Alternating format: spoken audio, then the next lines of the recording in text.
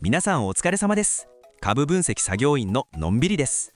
本日はソニーグループからスピンオフして上場を果たした金融のプロ集団ソニーフィナンシャルグループの点検を行っていきます。今年の配当は半期分だけだけど、来年は倍になるの？自社株例の進捗はどうなの？とたくさん疑問出てきますが、結論から言うと、来年度の年間算で見れば利回り 5% を超える期待の高配当銘柄であり、自社株買いも順調に進んでいます。一方で直近の決算で利益目標を下方修正するなど少し気になる動きもありますので、そのあたりの安全確認もしっかりやっていきましょう。本日も最後までご安全に。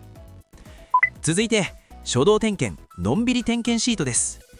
項目、数値、状態、判定の順に読み上げます。1、配当利回り 3.0% 以上に対して 2.56%、 年間算で約 5.12%、 判定は合格。2、ROE10.0 以上に対して 12.47%、 判定は合格。3、自己資本比率 50.0% 以上に対して 2.9%、 判定は不合格ですが金融特例で問題なしです。4、配当成功 50.0% 以下に対して方針として 40% から 50%、 判定は合格。5、補足、減配原則なし、自社株買い約 70% 進捗、判定は超合格。ここで一番の注目は配当利回りです。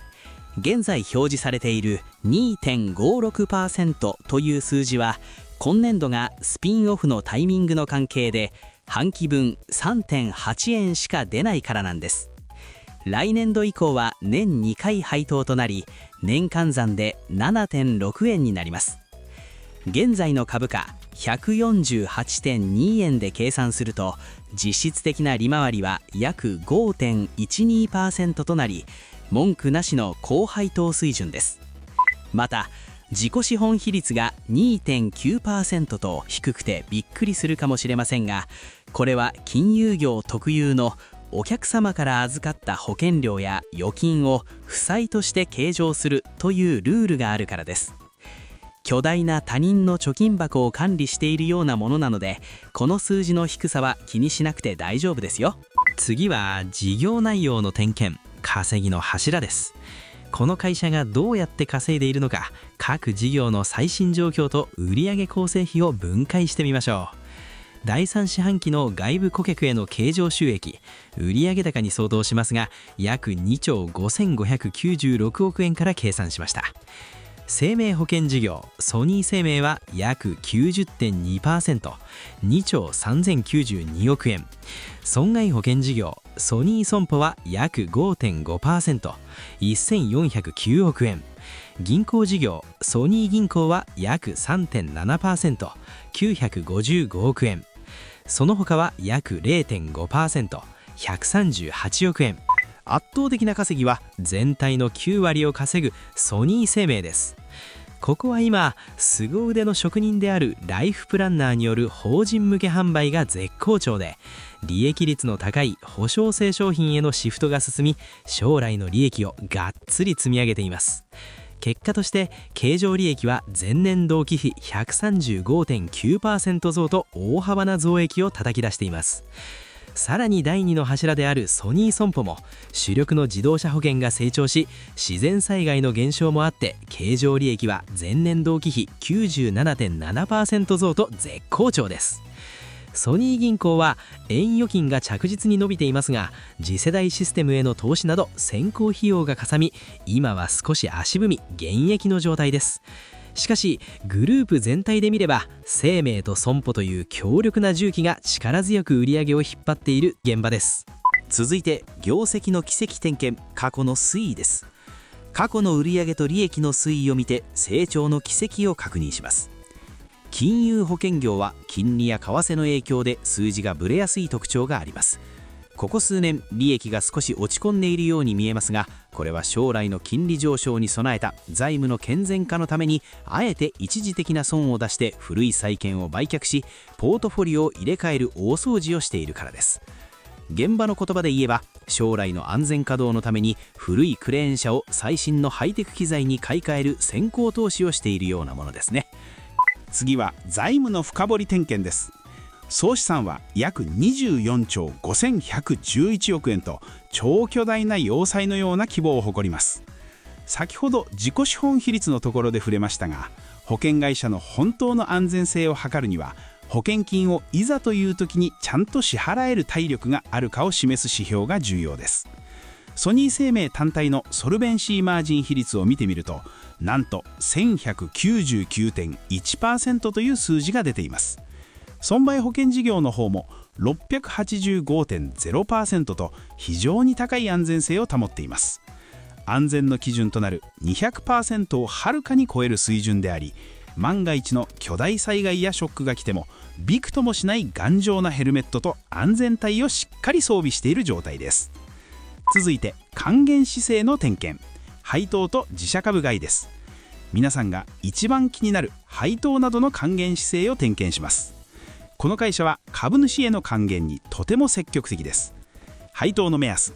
IFRS国際的な会計ルールで計算した修正純利益の40から 50% を配当に充てる。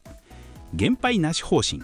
1株当たりの年間配当額は原則として減額を行わず、安定的な配当の成長を目指す。これだけでも心強いですが、さらに注目なのが大規模な自己株式取得、自社株買いです。